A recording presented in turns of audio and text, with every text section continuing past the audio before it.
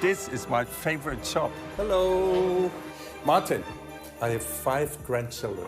I want to buy violins for them. André Rieu, the world-renowned violinist, is often seen as a symbol of joy and exuberance in classical music. But behind that warm smile and charming performances lies a childhood that was anything but joyful. Born in Maastricht, Netherlands, in 1949, André grew up in a home where music was everything, but love was something his family struggled to offer. His father, a conductor for the Maastricht Symphony Orchestra, was a man of strict discipline. There were no hugs, no moments of affection, just the rigid expectation to perform perfectly, not just in music, but in life. In a family of 6 children, André was the third, and his upbringing felt more like a military camp than a home. There was no room for laughter or play, and love, as André once described it, was rare. His parents, both deeply devout Roman Catholics, believed in silence and structure over emotional connection. This environment left André feeling invisible unless he was performing flawlessly. The sense of neglect he felt as a child stayed with him, even into adulthood. "My parents didn't love me very much," he admitted once, and that belief haunted him throughout his life. As André struggled to connect with his parents, his natural energy clashed with their cold, disciplined approach. Music, which should have been a source of warmth and creativity, became another arena where he had to prove himself. His mother, who was fixated on his academic and musical achievements, was far from supportive when André's teachers described him as an artist.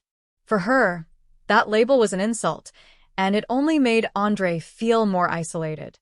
But beneath the surface of this emotional turmoil, André discovered something that would change his life forever.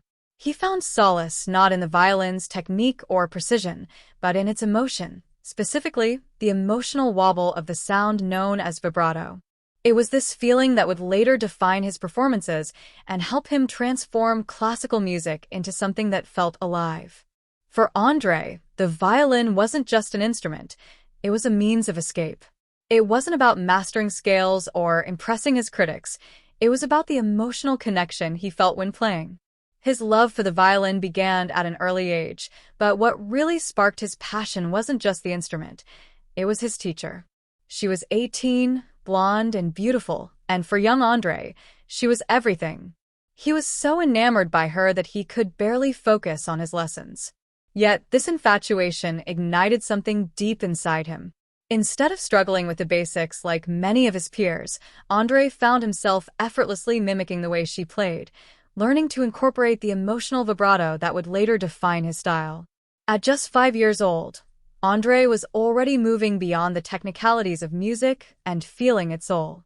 His teacher's influence, combined with his own natural talent, set him on a path that was drastically different from his father's vision for him.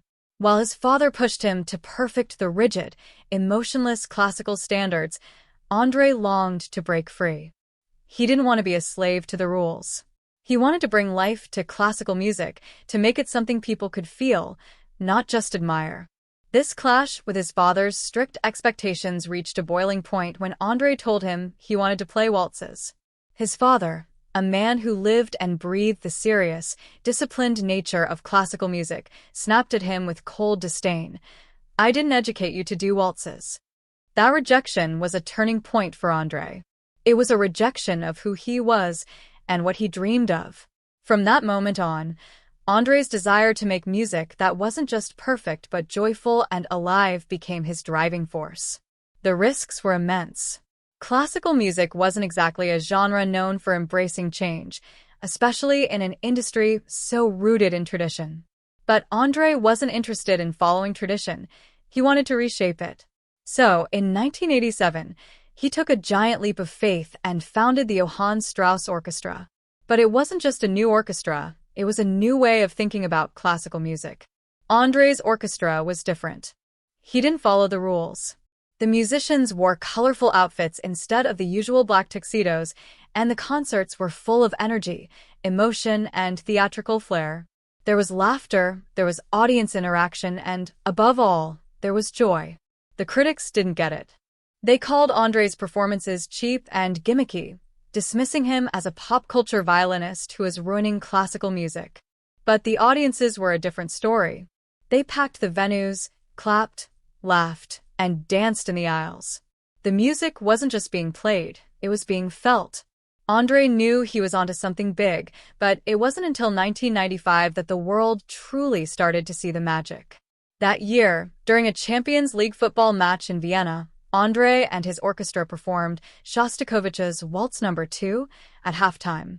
What happened next was a cultural phenomenon.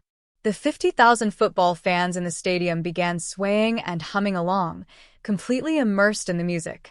The cameras broadcasted the moment to over 300 million viewers across Europe, and what seemed like a quirky halftime show turned into an unforgettable moment of musical unity. After the stadium performance, André's music began to resonate with people who had never paid attention to classical music before. Strauss and Company, released a year earlier, quickly soared to the top of the charts. In the Netherlands, it sold 750,000 copies within just a few months, an unheard-of number for a classical album. But the success didn't stop there. His music spread to other countries, and soon, André Rieu was performing for sold-out crowds in Europe, Australia, and beyond. For critics, André's rise to fame was a source of frustration. Many in the classical music world accused him of destroying tradition and turning music into a circus. They didn't understand how a man who wore a flamboyant smile and engaged with audiences could be a serious musician. Some even went so far as to call his performances musical pornography. They couldn't reconcile his approach with the solemn, reserved nature of classical music they had come to expect. But to André, the audience was everything. The Rieu effect wasn't just about music, it was about bringing people together through joy, energy, and connection. For André, the orchestra wasn't just a group of musicians on stage, it was a community of people united by the love of music. He understood that classical music wasn't just for the elite, it was for everyone. Whether they were sitting in a grand concert hall or dancing in the aisles, André made sure that everyone who attended his concerts felt included, valued, and, most importantly, heard. Despite the dazzling success and the adoration of millions, André Rieu's journey was not without its personal and emotional challenges. In 2016, tragedy struck during what was supposed to be a festive Christmas tour in the UK. His longtime trombonist, Ruud Merckx, suffered a sudden cardiac arrest in his sleep, just as the orchestra was staying in Leeds. Merckx had been with André for over 20 years, and his death hit the orchestra hard. André, who always considered his musicians to be family, immediately cancelled the Nottingham show that night and postponed the rest of the UK tour. For the first time, the orchestra felt the weight of a personal loss that went far beyond music. But it wasn't just the loss of a dear friend that rocked André's world. Over the years, André faced his own set of health struggles. In 2010, he was forced to postpone shows after a viral infection affected his inner ear, making it difficult to maintain his balance. And in 2019, he continued to perform despite battling a fever. He'd always pushed through illness and fatigue to keep his fans happy, but by 2024, something changed. During a concert in Mexico City, André's body gave out. At 74, he was still performing tirelessly, traveling the world with the energy of someone much younger. But the high altitude and a nasty flu combined to push him past his limits. As André Rieu approaches his 75th birthday, the once unstoppable force behind the Johann Strauss Orchestra is beginning to face the reality of his own limitations. After decades of dazzling audiences with his vibrant performances, including 100 concerts a year, André has started to shift his focus. His health scares in recent years, most notably the collapse in Mexico City, have made him reconsider his relentless touring schedule. At 74, he no longer has the same stamina that once saw him traveling across the globe, always putting on a show no matter the cost. His son Pierre, who had already taken on much of the business side of the operation, stepped up even further. What started as helping with logistics and managing the crew has now evolved into a more hands-on role in overseeing the entire operation. Pierre is now in charge of making sure André's tours are safer, smaller, and closer to home. No more grueling international flights and exhausting schedules. This shift was necessary for André to keep performing without risking his health, and it shows the deep bond and trust between father and son.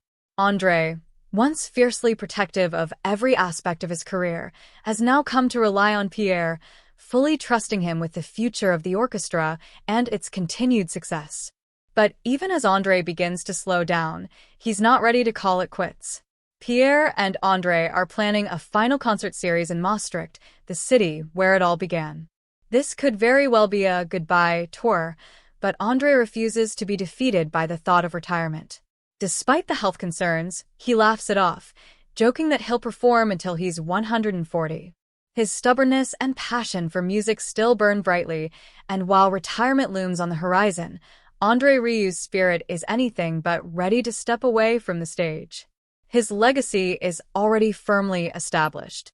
He didn't just change the way the world views classical music.